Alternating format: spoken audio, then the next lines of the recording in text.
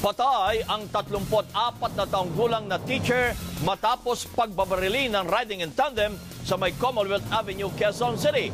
Inimbestigahan ngayon ng mga pulis kung pang-hold up o may kinalaman sa pautang ng biktima ang motibo sa krimen.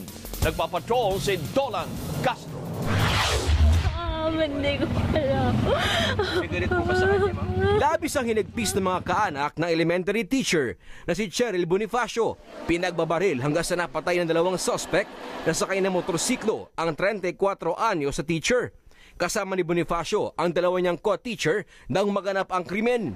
Mula sa pinagtuturuang eskwelahan, papuntasan ng tatlo sa bahay ng isa sa mga kausap ni Bonifacio tungkol sa sinanglang bahay sa kanya. Hold up ang isa sa sinisilip na motibo ng pulis.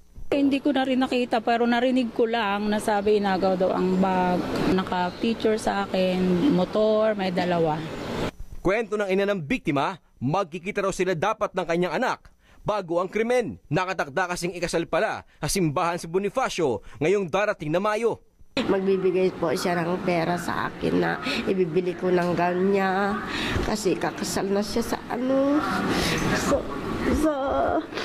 May 11. Hindi naman naniniwala ang mister ng biktima na hold up ang motibo.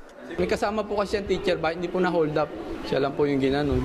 Bukod sa anggulong hold up, pinag-aralan din ngayon ng mga pulis kung may kaugnayan sa mga naging pautang ng biktima ang motibo sa krimen.